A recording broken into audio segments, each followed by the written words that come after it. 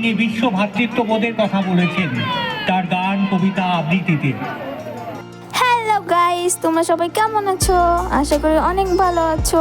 আমরা বেশি একটা ভালো নেই, কারণ গরম, এত গরমে বেশি ভালো থাকতে পারছি না, তাই আমরা মোটামুটি ভালো আছি।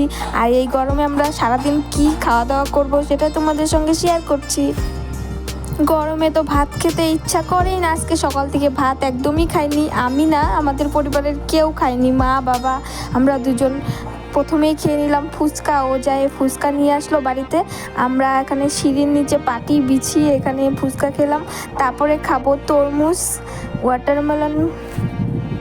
আমি এটাকে ভালো করে কেটে নিচ্ছি, কিন্তু আমার কাটাটা পছন্দ হচ্ছে না, তার জন্য মা আবার বটিদা দিয়ে কাটবে। আমি কাটতে পারছি না ছুরিটা দিয়ে, অনেক শক্ত ছিল চোচাগুলো, আমি কাটতে পারি না, আমি শুধু খেতে পারি।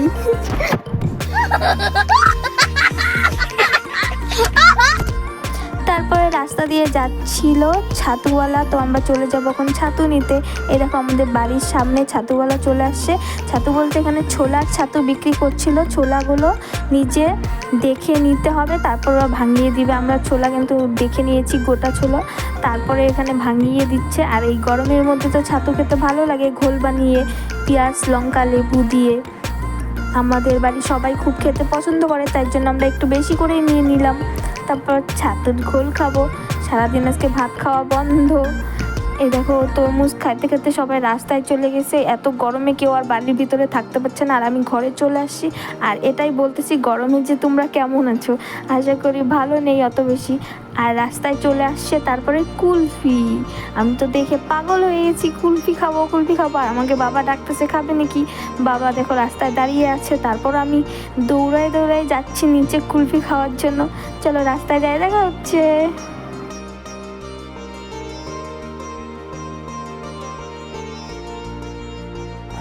দেখো আমি রাস্তায় চলে আসছি, আর আমার হাতে আমার কুলফিও চলে আসছে। কি মজা! আজকে ভাত না খাই এগুলা খেয়েই থাকবো। আমার তো ভাত খেতে বেশি একটা ভালো লাগে না, আমাকে না ভাত না দিয়ে এসব খেতে দাও, আমার কাছে খুব ভালো, আমার খুব খুশির দিন। তাহলে সানডেটা আমার খুব ভালো কাটলো, কুলফির সঙ্গে আর ফুচকা, তরমুজ, সব কিছুর সঙ্গে, আর বাড়ির সবার সঙ্গে। আজকে বাড়িতে সবাই আছে, আর অন্যদিন বাড়িতে কেউ থাকে না, আমি বাড়িতে একা একাই থাকি রবিবারটা, তার জন্য আমার খুব ভালো লাগে। দেখো মা বাবাকে খাইয়ে দিল, টেস্ট করালো। মা বলতেছিল আমারটা বেশি ভালো, বাবা বলতেছিল আমারটা বেশি ভালো, তাই জন্য মা একটু বাবাকে টেস্ট করে দিল। তারপরে রাতে আমাদের মাঠে অনুষ্ঠান হচ্ছিল, এখানে রবীন্দ্র ও নজরুল সন্ধ্যা এখানে। আর আমাদের মাঠের ছেলেগুলো ট্রফি জিতে আসছে ক্রিকেট খেলে, ওদের তো খুব মজা, চিল্লাচিল্লি, খুব হই হাল্লা করছিল, ওরা ফটোশ্যুট করছিল, ওটাই তোমাদের সঙ্গে একটু শেয়ার করলাম।